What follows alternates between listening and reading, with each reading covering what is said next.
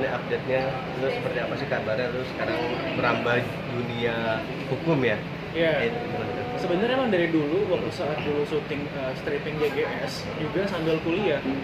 Jadi dulu tuh strugglingnya pagi kuliah, siangnya kalau ke syuting justru. Nah beres S1 langsung ambil S2 notaris di Unpad. Terus abis itu internship segala macam, fokus di notaris sampai saat ini. Jadi sekarang fokusnya notaris, bisnis. Kemarin sempat produserin film juga, series Bidadari Bermata Bening di View yang mainnya Ari Irham. Apa alasan lu bro konser di dunia hukum? Apakah memang udah cita-cita impian dari kecil atau gimana sih? Memang dari dulu pengen punya profesi, dimana profesi itu ya kalau nggak dokter, notaris gitu. Jadi ya antara dua itu aja. Tapi selain itu juga memang hobinya itu di entertain, ketemu teman-teman artis. Jadi ya seneng dua-duanya, antara entertain, syuting segala macam sama notaris. Kalau disuruh milih bro, lu fokus di mana nih kira-kira? Fokus sih saat ini notaris. Notaris ya. Artinya sudah kecintaannya di notaris Iya. selain di bidang artis tadi ya. Kecintaan sih memang dari dulu, dari ayah juga kan dia notaris. Jadi memang notaris ini udah ngelihat dari saya kecil gimana enaknya jadi notaris, lika-likunya seperti apa. Tapi saya juga nggak memungkiri dari dulu suka banget nih sama entertain, emang hobi. Jadi kalau ketemu sama teman-teman artis entertain, oh ternyata syuting tuh enak juga ya. Jadi emang ketemu sama mereka, wah jadi nular juga nih, ikut syuting juga. Nah di dunia artis kan dirimu sekarang sudah ke hukum di jalur hukum, terus dunia artis juga kan sekarang lagi rame nih perselingkuhannya ya temen kamu lah sana, gimana nih tanggapannya? Nah, emang ini yang jadi ada hal yang buat saya kadang bisa dibilang beban ya, karena background saya hukum dan dari entertain sebagai public figure. Jadi setiap ada kasus selebritis nih selalu netizen tuh pada DM, Kak minta pendapatnya dong tentang kasus ini.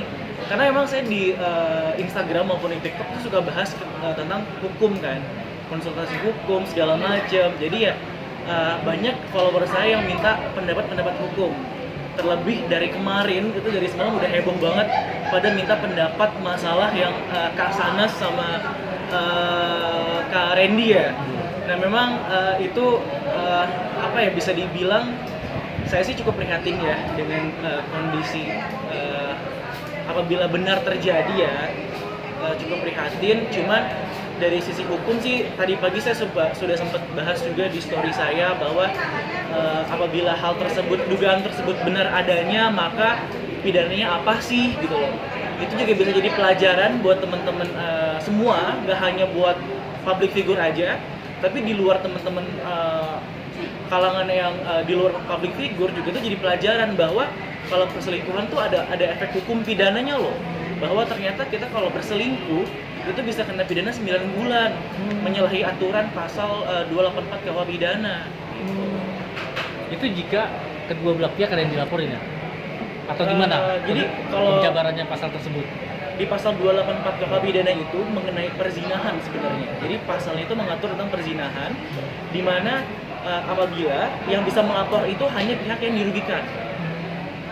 Yang dirugikan ya dalam hal ini kalau nggak suami atau istrinya, gitu. Jadi namanya delik aduan yang absolut, yang bisa melaporkan tuh hanya pihak suami atau istri dan salah satu pasangannya atau kedua-duanya itu telah menikah. Jadi nggak bisa kayak orang cuman sama-sama single terus diadu tentang perselingkuhan atau perzinahan, itu nggak bisa. Jadi kalau di Indonesia tuh aturannya salah satunya atau kedua-duanya telah menikah. Kalau misalkan nih, ini amit-amit ya, kalau kerana hukum gimana pandangannya? Kalau misalkan ini sampai kerana hukum, ada yang JJ melaporkan atau istrinya Randy melaporkan? Kalau sampai terjadi sebenarnya turut prihatin ya. Semoga sih jangan terjadi ya. Semoga mereka semua baik-baik aja. Toh juga sebenarnya ini belum tentu benar, karena belum ada statement juga dari Kak Sanas atau Kak Randy sendiri yang speak up. Cuman kalau memang ada hal tersebut yang terjadi, menyayangkan aja sih. Semoga sih enggak, dan semoga bisa selesai dengan baik-baik secara keluarga. itu pasti ada yang kena pidana ya 9 bulan tadi ya kalau misalkan ada yang lapor ya. Iya, kalau salah satu pasangan dari kedua belah pihaknya, salah satunya ada yang laporin, itu bisa kena. Karena buktinya sudah cukup jelas kalau yang kita lihat dari story-nya ya, itu sudah cukup jelas.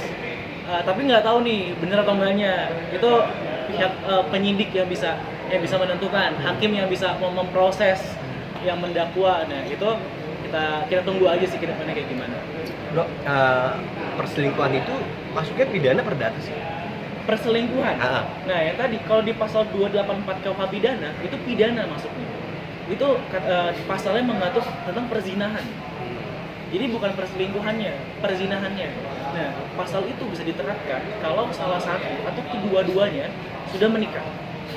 Nah, yang melaporkannya itu harus yang dirugikannya. Jadi kalau nggak suaminya atau istrinya. Kira-kira ancaman hukum tadi berapa? 9 bulan. 9 bulan ya. Pidana penjara. Kena denda nggak? Pidana penjara. Kena pidana nggak kena denda? Denda enggak. Kalau di 284 pidananya penjara selama 9 bulan.